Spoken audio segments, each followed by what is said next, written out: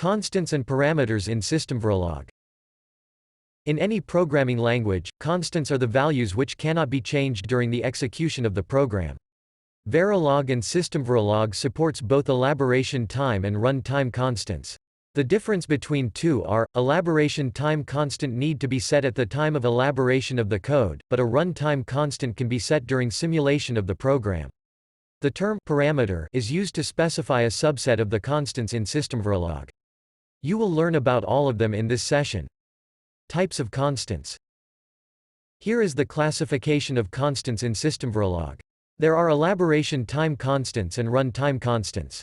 The keywords parameter, local param, and specparam are used to declare elaboration time constants, and the keyword const is used to declare run time constants.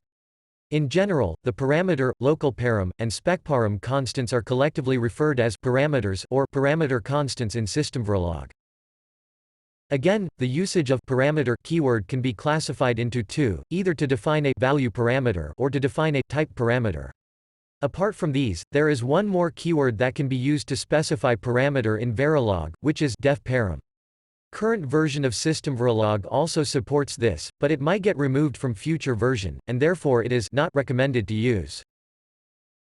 Elaboration time constants. These are the elaboration time constants in Verilog and Systemverilog. All elaboration constants gets its final value at elaboration time. Elaboration is the process of a software tool building the hierarchy of the design, represented by module instances.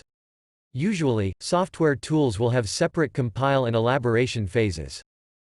In design coding, typically you will use the parameter and local param keywords in modules and interfaces. You will see examples of using them in the next slides.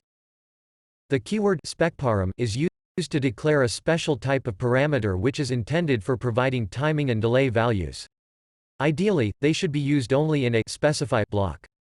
The specify block in Verilog and Systemverilog are used for timing analysis specification, and you can ignore specify block and specparam in front-end design coding.